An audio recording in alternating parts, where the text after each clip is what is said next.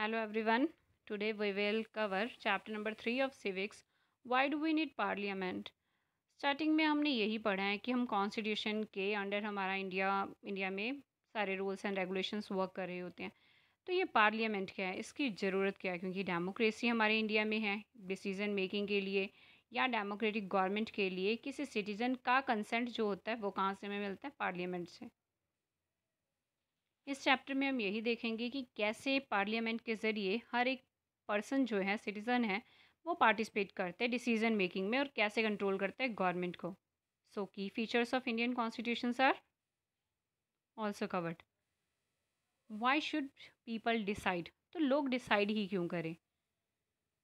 हम सबको पता है कि 15 अगस्त 1947 को हमारा देश आज़ाद हुआ था, लेकिन ये आज़ाद होने से पहले बहुत ही स्ट्रगल करनी पड़ी थी और इसमें अलग अलग तरह के बैकग्राउंड के लोगों ने अपना पार्टिसिपेशन किया था। कॉलोनियल रूल के अंडर उन्हें ब्रिटिश गवर्नमेंट के अंडर उनकी बहुत सारे डिसीजन से वो एग्री नहीं होते थे और उस टाइम पे उन्हें उन डिसीज़न को क्रिटिसाइज़ करते हुए अपने डिसीज़न लेने होते थे। तो फ्रीडम मूवमेंट जो है, उन्होंने इस सिचुएशन को ऑलमोस्ट चेंज ही कर दिया। नेशनलिस्ट जो थे, उन्होंने ओपनली क्रिटिसाइज़ करना शुरू किया कि ब्रिटिश गवर्नमेंट जो वर्क कर रही है या जो इनकी डिमांड्स हैं वो अनफेयर है। जैसे 1885 में इंडियन नेशनल कांग्रेस जब आई थी, उन्होंने भी यही चीज़ की डिमांड की थी कि इलेक्टेड मेंबर्स जो होने चाहिए लेजिस्लेचर में, वो ही इंडिया का बजट डिस्कस करें, क्वेश्चंस पूछें और इनमें कुछ इंडियंस भी होने चाहिए। इंडिया के गवर्नमेंट ऑफ इंडिया एक्ट 1999 में ये अलाउ किया गया कि ठीक है, कुछ रिप्रेजेंटेशंस जो हैं वो इंडियंस की हो सकती है, लेकिन लेजिस्लेचर में ब्रिटिश गवर्नमेंट के द्वारा इस रिस्पॉन्स को ज़्यादा ग्रो नहीं किया गया। नेशनलिस्ट जो थे, उन्होंने ये अलाउ नहीं किया कि हाँ, सारे के सारे अडल्ट्स जो हैं वो वोट कर सकते हैं, उनकी पार्टिसिपेशन डिसीजन मेकिंग में कम रखी है। और ऑलमोस्ट हम इस चीज़ के बारे में चैप्टर नंबर 1 में भी पढ़ चुके हैं। हमने एक्सपीरियंस किया है कि कैसे कॉलोनियल रूल जो था वो बाकी के लोगों के लिए किस तरह स्ट्रगल का काम कर रहा था। लोगों के माइंड में ये चीज़ डाउट थी कि क्या हम कभी इंडिपेंडेंट हमें मिलेगी, क्या डिसीजन मेकिंग में हमारा पार्टिसिपेशन होगा। और इसी तरह से इंडिपेंडेंस के साथ साथ लोगों के बीच में कंट्री के फ्री होने से बहुत ही मतभेद चल रहे थे। सो गवर्नमेंट, यहाँ पे गवर्नमेंट का मतलब क्या है, जो कि हमें महसूस भी नहीं हो रहा है, लेकिन ये काफ़ी एक सेंसिटिव एक एरिया था जो कि लोगों की ज़रूरतें, उनकी डिमांड को कवर कर रहा होता था। कुछ ड्रीम्स, कुछ एस्पिरेशंस जो थे वो फ्रीडम स्ट्रगल्स के अलग ही थे, जो कि एक कॉन्स्टिट्यूशन या फिर इंडिपेंडेंट इंडिया की ले राउंड करने के लिए ज़रूरी था। और वो था यूनिवर्सल अडल्ट फ्रेंचाइज। हम सबको पता है क्या होता है, तो राइट टू वोट। इसी के साथ साथ ये जो एक फ़ोटो है ये मेंशन कर रही है द अबव फ़ोटो। इसमें क्या है, एक वोटर रीडिंग इंस्ट्रक्शंस मेंशन है। ईवीएम की फुल फॉर्म आपसे पूछी जाती है, इलेक्ट्रॉनिक वोटिंग मशीन। और ये यूज़ की गई थी कब? फर्स्ट टाइम 2004 में। 2004 में ईवीएम फर्स्ट टाइम जब यूज़ की गई थी, तो लगभग 1,50,000 जो थे trees which would have been cut to produce about 8,000 tons of paper for printing the ballot paper. तो ईवीएम को बनाने का मेन रीज़न यही था कि जो बैलेट पेपर थे उसके लिए बहुत सारी ट्रीज़ को कट करना पड़ता था और उनसे बैलेट पेपर बनता था। तो ईवीएम एक टेक्नोलॉजी की अपडेशन थी। Peoples and their representatives. तो जैसे कि हमने ये पॉइंट ऑफ व्यू पढ़ा कि कैसे कंसेंट, लोगों की डिज़ायर्स, उनके अप्रूवल या पार्टिसिपेशन लोगों का मायने रखता है। सो डिसीजंस जो हैं डेमोक्रेटिक गवर्नमेंट में ये डिसाइड करती है कि कैसी ये फंक्शन करेगी। बेसिक आइडिया जो डेमोक्रेसी का है वो इंडिविजुअल के अकॉर्डिंग लिया गया है, यानी हर एक पर्सन इम्पॉर्टेंट है इसमें और उनके प्रिंसिपल्स के अकॉर्डिंग ही गवर्नमेंट रूल करेगी। यानी पब्लिक इंस्टीट्यूशन अगर बना हुआ है तो उसको सिटीजन्स का ट्रस्ट मिला होना चाहिए। सो इंडिविजुअल कैसे इसे अप्रूवल देते हैं गवर्नमेंट को? तो एक तो तरीका ये है, जैसे कि हमने पहले पढ़ा है कि इलेक्शंस इलेक्शंस के ज़रिए वो उन्हें अपना सपोर्ट देते हैं। वो इलेक्शंस में उनको जिता के पार्लियामेंट के बीच में अपने रिप्रेजेंटेटिव को सामने रखते हैं ताकि वो कंट्रोल कर सके, गाइड कर सके गवर्नमेंट को। और इसी सेंस में अगर हम बात करें तो लोग अपने रिप्रेजेंटेटिव सिलेक्ट करते हैं, जैसे कि फॉर्म एक गवर्नमेंट की एक अलग फॉर्म बनाते हैं जो कि पूरी कंट्री पे कंट्रोल कर रही होती है। The above idea. अब ये जो रिप्रेजेंटेटिव्स का या रिप्रेजेंटेशन का आइडिया हम ऑलरेडी 6th और 7th की social and political text book में कवर कर रहे हैं, जिससे कि आप लोग काफ़ी फैमिलियर हो। तो चूज़ करना कि कैसे डिफरेंट डिफरेंट लेवल की गवर्नमेंट वर्क करती है, तो उसे रिकॉल अगर करें। यहाँ पे आपको कुछ क्वेश्चंस ही दिए गए हैं जिसको आपने फाइंड आउट करने हैं खुद से। ये जो पिक्चर दे रखी है ये पार्लियामेंट की है। ये उसकी बाहर का दिखाया गया है कि कैसा सीन होता है, ये अंदर की तरफ से। The parliament of India is the supreme law making institution. तो पार्लियामेंट जो इंडिया का है वो सुप्रीम लॉ मेकिंग इंस्टीट्यूशन है। इसमें 2 हाउसेस होते हैं, राज्यसभा एंड लोकसभा। राज्यसभा जो होती है उसे हम काउंसिल ऑफ स्टेट के नेम से भी जानते हैं। और इसकी टोटल स्ट्रेंथ 245 होती है, जिसको कि लीड कर रहा होता है वाइस प्रेसिडेंट। दैट मीन्स कि चेयरमैन पूछा जाए इसका तो राज्यसभा में वाइस प्रेसिडेंट होता है। और लोकसभा को हाउस ऑफ पीपल्स बोलते हैं, क्यों? क्योंकि ये वोटिंग के ज़रिए सिलेक्ट होकर आते हैं। इसकी टोटल स्ट्रेंथ 545 हो सकती है। और ये यहाँ पे प्रिसाइडेड किसके द्वारा किया जाता है? एक स्पीकर के ज़रिए। अब पार्लियामेंट का क्या रोल है? जैसे कि ये की गई थी 1947 में। इंडिया की पार्लियामेंट जो है ये अलग तरह के विश्वास को दिखाती है कि डेमोक्रेसी के प्रिंसिपल्स क्या होने चाहिए। पार्टिसिपेशन लोगों का डिसीजन मेकिंग में, या फिर गवर्नमेंट के कौन से कंसेंट होने चाहिए। पार्लियामेंट एक इस तरह का सिस्टम है जो कि अपनी इमेंस पावर को रिप्रेजेंटेटिव्स के ज़रिए लोगों पे लागू करता है। इलेक्शंस जो होते हैं वो पार्लियामेंट में ही हेल्ड किए जाते हैं। सिमिलरली एक मैनर है कि हम कह सकते हैं कि स्टेट लेजिस्लेचर के अंडर ये सारी चीज़ें हो रही होती है। लोकसभा यूजुअली इलेक्शंस जो होते हैं लोकसभा के वो 5 ईयर्स के बाद में होते हैं। कंट्री जो है वो अलग अलग कॉन्स्टिट्यूंसी में डिवाइड हो चुकी होती है, जो कि हम पेज नंबर 41 में डिटेल में पढ़ेंगे। और ये सारी कॉन्स्टिट्यूंसी जो हैं ये अपने एक एक पर्सन को पार्लियामेंट में सेंड करती है इलेक्शंस के लिए। कैंडिडेट जो कि कंटेस्ट है इलेक्शंस में, उसके पास अपनी एक पॉलिटिकल पार्टी, मतलब किसी एक पॉलिटिकल पार्टी की तरफ से वो होता है। और कौन कौन सी पार्टीज यहाँ पे पाई जा रही हैं उसकी एक पूरी लंबी चौड़ी लिस्ट है हमारे पास, जो कि हम ज़्यादा डिटेल में नहीं देखेंगे। नेक्स्ट आपको रिजल्ट्स दिखाए गए हैं 50th लोकसभा इलेक्शन में कि कौन कौन सी पार्टी कितना विनिंग में रही है। जब कोई कैंडिडेट जो है वो इलेक्शंस जीत जाता है तो एज अ एमपी वो पार्लियामेंट में जाता है। एमपी पार्लियामेंट में पहुंचता है, इलेक्शंस को जीतने के बाद में अपनी जगह लेता है और पार्लियामेंट में अपनी परफॉर्मेंस शुरू कर देता है। फर्स्ट वन अगर इसका फीचर पूछा जाए, to select the national government, यानी जीतने के बाद में सबसे पहले उन्हें नेशनल की गवर्नमेंट को डिसाइड करना होता है, सिलेक्ट करना होता है। पार्लियामेंट ऑफ इंडिया, एक पार्लियामेंट में हम अगर बात करें तो यहाँ पे प्रेसिडेंट, राज्यसभा और लोकसभा, ये तीनों के कॉम्बिनेशन से ही पार्लियामेंट वर्क करती है। लोकसभा इलेक्शंस जब होते हैं तो एक लिस्ट प्रिपेयर की जाती है जिसमें कि एमपीज जो कि जीत चुके होते हैं अलग अलग जगह से पॉलिटिकल पार्टी में, वो सारे भी इस लिस्ट में शामिल होते हैं। एक पॉलिटिकल पार्टी जो होती है गवर्नमेंट की वो मेजॉरिटी ऑफ एमपीज के बेस पे होती है। दैट मीन्स कि जैसे 543 टोटल इलेक्टेड मेंबर होते हैं और 2 एंग्लो इंडियंस इसमें नॉमिनेट होते हैं, जो कि अभी रिसेंटली ही प्रेसिडेंट के द्वारा ये रिमूव कर दिया गया है एंग्लो इंडियन का जो कंसेप्ट है। अब ये मेंबर्स लोकसभा में होते हैं। मेजॉरिटी जिस पार्टी को ज़्यादा वोट्स मिलती है, लाइक 272 मेंबर्स या फिर इससे ज़्यादा जो जीतते हैं वो पार्टी अपनी गवर्नमेंट फॉर्म कर सकती है।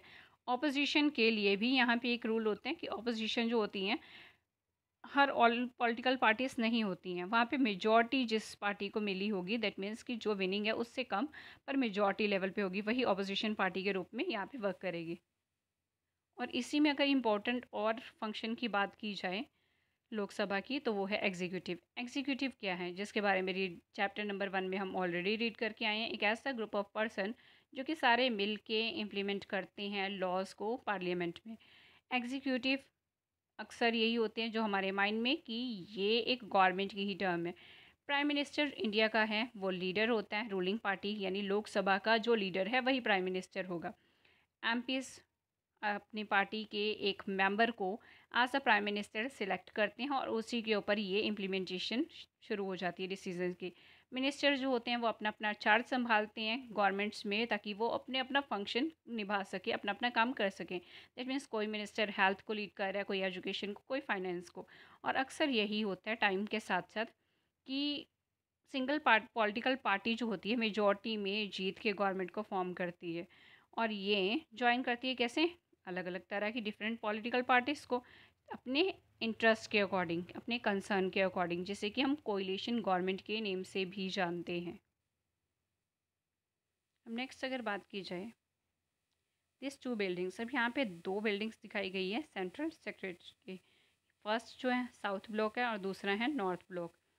ये कब बना था? 1930 में। फ़ोटोज़ जो हैं वो साउथ ब्लॉक की प्राइम मिनिस्टर यानी पीएमओ के बारे में दिखा रही है, और मिनिस्ट्री डिफेंस की, मिनिस्ट्री ऑफ एक्सटर्नल अफेयर्स, और नॉर्थ ब्लॉक की जो फ़ोटो है उसमें क्या शो हो रहा है, उसमें फाइनेंस और होम अफेयर्स के बारे में दिखाया गया है कि कैसे कौन सी मिनिस्ट्री संभाली गई है। सो राज्यसभा के अगर फंक्शन की बात की जाए, रिप्रेजेंटेशन के ज़रिए ही यहाँ पे भी होती है। राज्यसभा ऑल्सो एक इनिशिएटिव और लेते हैं, इनिशिएट करते हैं लेजिस्लेशन के, यानी बिल यहाँ पे पास किए जाते हैं। राज्यसभा लॉ बनाता है, और यहाँ पे क्या है, इसका काफ़ी इंपॉर्टेंट रोल होता है रिव्यू करने में कि जो बिल यहाँ पे आया है क्या वो एग्जैक्टली ज़रूरत है, उसमें कुछ कट करने की, अल्टर करने की ज़रूरत है या नहीं। राज्यसभा के मेंबर्स जो होते हैं लेजिस्लेचर असेंबली में अलग अलग स्टेट से आते हैं। टोटल मेंबर होते हैं 233, जो कि इलेक्शंस के ज़रिए इलेक्ट होके आते हैं, और 12 मेंबर्स जो होते हैं अगेन प्रेसिडेंट के द्वारा यहाँ पे सिलेक्ट किए जाते हैं। To control, guide and inform the government, कैसे कंट्रोल, गाइड और इन्फॉर्म किया जाता है गवर्नमेंट को?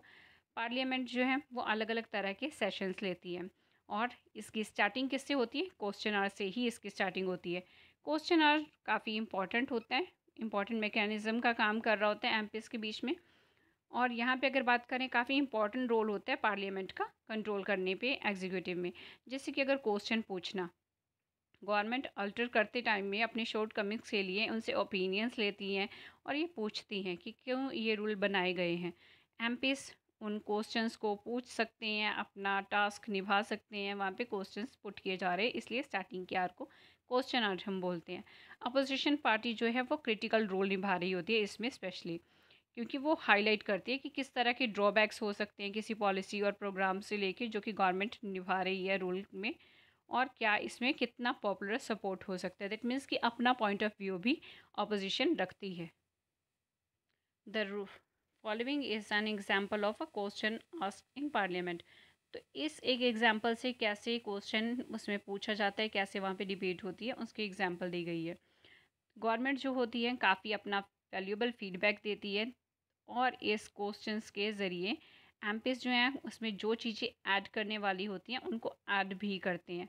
पार्लियामेंट अप्रूवल देती है गवर्नमेंट को, और इस तरह से पार्लियामेंट के कंट्रोल से, उसकी गाइडेंस और इन्फॉर्मेशन के साथ में गवर्नमेंट रन कर रही होती है। एमपीस जो होते हैं वो अपने रिप्रेजेंटेटिव्स को एक सेंट्रल रोल यानी कंट्रोलिंग, गाइडिंग, इन्फॉर्मिंग पार्लियामेंट को कैसे इन्फॉर्म करने, ये सारी चीज़ें निभा रहे होते हैं। और ये एक की एस्पेक्ट होता है क्या, इंडियन डेमोक्रेसी का, कि कैसे ये फंक्शन करेगी।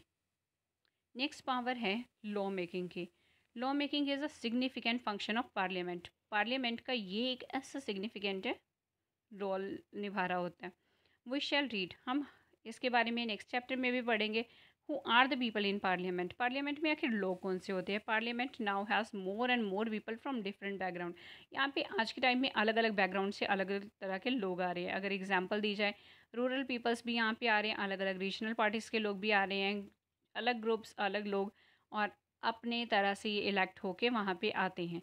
जैसे कि अगर बात की जाए दलित्स की या बैकवर्ड क्लासेस की पार्टिसिपेशन बढ़ाने के लिए, वहाँ पे उनको रिजर्वेशन दी गई है।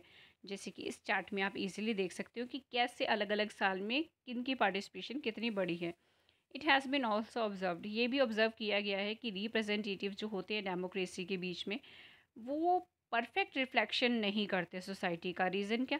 वो रियलाइज़ करते हैं कि इंटरेस्ट, एक्सपीरियंस जो हैं उन्हें कैसे सेपरेट किया जाए, यानी कम्युनिटी लेवल पे ये चीज़ें कैसे हिस्टोरिकली मार्जिनलाइज्ड की जाती है।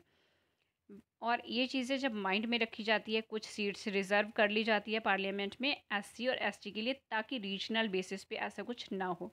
और यही आउटकम्स जो होते हैं एमपीएस के इलेक्शंस के ज़रिए कॉन्स्टिट्यूंसी में आगे फॉलो अप होते हैं। दैट मीन्स दलित और आदिवासी का इंटरेस्ट भी यहाँ पे पार्लियामेंट में देखा जाता है। और इसी के साथ में हम लास्ट पेज पे आ गए। अगर इसी तरह से हम बात करें, कुछ अलग अलग तरह के सजेशंस लिए गए, और इससे वीमेंस के लिए भी कुछ सीट्स रिजर्व कर ली गई। यहाँ पे कई तरह के इश्यूज भी आए, डिबेट हुई, और लगभग 60 साल पहले की अगर बात की जाए, सिर्फ 4% एम जो थे वो वीमेंस थी। लेकिन धीरे धीरे करके ये अप हुआ, और आज के टाइम में ये 11% हो गया। ठीक है, थोड़ा स्मॉलर शेयर ही है, लेकिन एटलीस्ट कुछ तो बढ़ा। और ये एक अलग ही तरह का इशू है, क्या, कि कंट्री जो है वो किस तरह से, कैसे डिफ़िकल्ट लेवल पे अपने क्वेश्चंस पुट कर रही है, कैसे इनके कुछ क्वेश्चन जो हैं वो अनरिजॉल्व्ड ही रह जाते हैं, क्योंकि डेमोक्रेटिक सिस्टम है, यहाँ पे रिप्रेजेंटेशन तो इनफ है, तो ये चीज़ें नहीं होनी चाहिए। और मेन फैक्ट ये है कि हम जो हैं ये क्वेश्चंस पूछ सकते हैं, हमारे आंसर्स जो हैं ये चीज़ें रिफ्लेक्ट करते हैं कि ये आखिर हमारी स्ट्रेंथ, हमारा फेथ और ये डेमोक्रेटिक फॉर्म ऑफ गवर्नमेंट आखिर है क्या। इसी के साथ में हमने ये चैप्टर कवर करने की कोशिश की है। सो अगर आपको पसंद आया देन प्लीज़ सब्सक्राइब।